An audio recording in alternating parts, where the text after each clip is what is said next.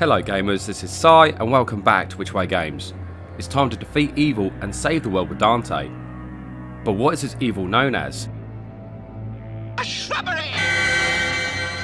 And with that being said, let's get on with the video.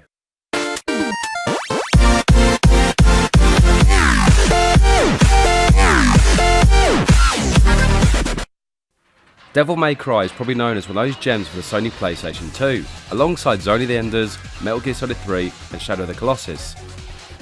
When the PlayStation 2 came out, it did change the rules of home console gaming. Gamers could not only play the latest games with amazing graphics for the time, but now gamers could watch their favourite films on the PlayStation 2. This is because the PlayStation 2 was a DVD player as well as a games console. And this could have been one of the reasons as to why the Sega Dreamcast was Sega's last console. Which is a shame, as the Dreamcast for the time was revolutionary, but now Sega makes games and not consoles anymore. But you never know, maybe one day we'll get a new console from Sega. Anyway, back to Devil May Cry. What exactly is Devil May Cry? Let me just grab it. Where is it? Ugh. Anything but that game. I've played it, and I don't think I can subject gamers at home to the horrors that lay within. Let's try that again. Here we go. Devil May Cry is an action-adventure hack-and-slash game, with gameplay consisting of fast-paced, stylised heavy combat. The game also has elements of puzzle solving and exploration, usually backtracking when a new item is obtained. Various weapons can also be collected throughout the game, but I'll come back to these later. Devil May Cry was developed by Capcom, otherwise known for multi-million selling game franchises such as Street Fighter, Mega Man and Resident Evil. All good games, and the new Resident Evil is on my list of games to play. Maybe I'll get it given to me, or I'll get it for my birthday. Grin grin, wink wink, nudge nudge, say no more. Speaking of Resident Evil, in early 1999 work had begun on the PlayStation 2 installment of the series. Producer Shinji Mikami requested that the game would be directed by Hideki Kamiya and his team known as Team Little Devil. Series writer Nobuo Sugimura created a story where gamers would play as a mysterious protagonist called Tony. Gamers would have to unravel the mystery surrounding his body and the biotechnology that gave Tony superhuman abilities. Originally, this development title would fit within the Resident Evil series with its pre-rendered backgrounds, but this was ultimately dropped for a more dynamic camera system. This is because Hideki Kamiya felt that the character known as Tony didn't look heroic enough while battling. Hideki Kamiya wanted his character to be cool, and in keeping with the coolness theme, the team took a trip to Europe for research. This trip led the team to be inspired by some of the gothic architecture found, and this ultimately led to a change of style for the game. This new style didn't seem to fit in with the Resident Evil world. Hideki Kamiya and Nobuo Sugimura eventually rewrote the story to be set in a world with demons. Clearly taking a reference from the Italian poem known as the Divine Comedy, the character Tony would undergo a name change. Tony was now known as Dante, a white-haired man with supernatural powers, wearing a red trench coat and wielding dual pistols. Also, the game had a title change as well. The untitled game was now called Devil May Cry. What a great name. However, as always, let's go back in time to see how Devil May Cry was advertised.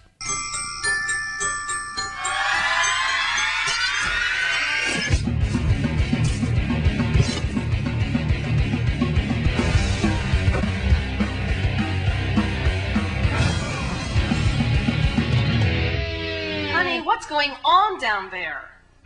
Wake up and smell the action. Devil May Cry. Rated M for mature. Only from Capcom.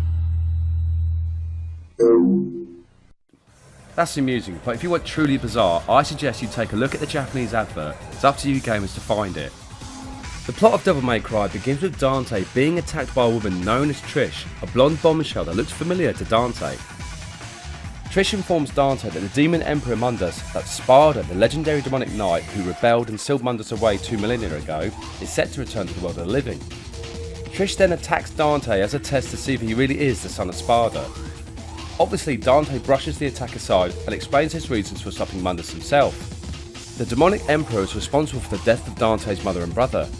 What follows is an action-packed adventure throughout a castle where Dante will face many enemies, collect many power-ups as well as weapons, and eventually battling Mundus on another plane of existence.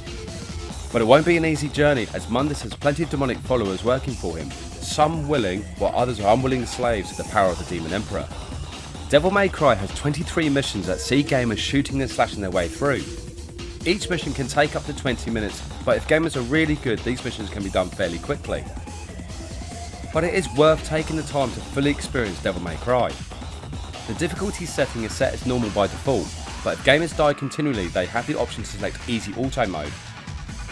This allows gamers to shoot without holding down the aiming button, and the game becomes a lot easier. But selecting this mode doesn't unlock the harder modes, as well as a few other goodies. The default mode will have gamers manually aim and shoot, which will make Devil May Cry feel a lot longer, as well as providing an extra challenge. As I said earlier with the puzzle elements of Devil May Cry, these aren't too difficult, but in the same time there's no hand holding. Usually the puzzle elements are easy to figure out, but I'm not going to spoil the answers to some of the harder ones. Starting out with the default sword known as Force Edge, Dante will collect other weapons such as different guns and different swords. One sword Dante will collect early in his adventure is a lightning charged sword called Alastor. By the power of Grayskull!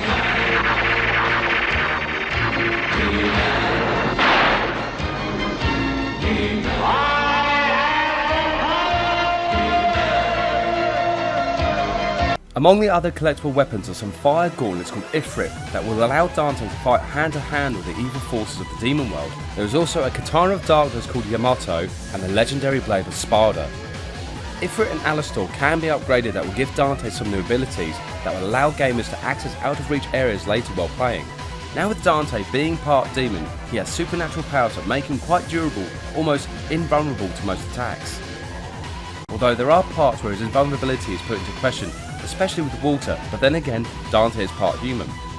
Also, in Devil May Cry, gamers will collect red orbs as well as green orbs. The red orbs are used to not only upgrade Dante's weapons and abilities, they're also used to unlock doors that are sealed by magic.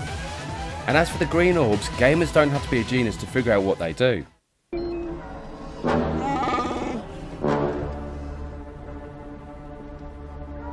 Health. The green orbs are health. Not only can gamers collect orbs, they can also collect other items, and one item gamers should look out for are the blue orb fragments. When 4 of these are collected, they will make up an orb, which will increase the health of Dante. I swear these orbs look familiar to something I may have seen before. Let me check something. I thought so. These fully formed orbs look like Berserk's Behirits. Going back to Dante's abilities, as gamers collect the various weapons as I mentioned earlier, Dante will take on a devil form representing the power of the weapon. This is known as Devil Trigger mode, but gamers will have to make sure to top up the Devil Trigger status bar with attacks and taunting. Some of these devil forms are known as Alastor the Thunder Devil and Ifrit the Fire Devil, but later on in Devil May Cry, when the perfect amulet is obtained, gamers will have the opportunity to make Dante take on the form of his father, the legendary demonic knight known as Spada. This is where Devil May Cry really turns things up and will make gamers either feel all powerful or make them cry looking at the game over screen over and over. Eventually gamers will reach the final mission and the battle against Mundus will begin. If Dante is successful, then the world is saved and he can relax with a pizza or two, but if he fails, well, gamers don't need me to tell them what happens if Dante fails. Devil May Cry was such a success, selling over 1 million copies since release, and it doesn't seem to be slowing down anytime soon. Devil May Cry also led the way for other Devil May Cry games to be made, and even an animated series was created. The series is set sometime between Devil May Cry 1 and Devil May Cry 2, so worth a watch if you're a fan of the franchise. The anime studio Madhouse really did a great job recreating the world of Devil May Cry. There are also some novels and a short manga series. It's always nice to see that the fan base is kept happy.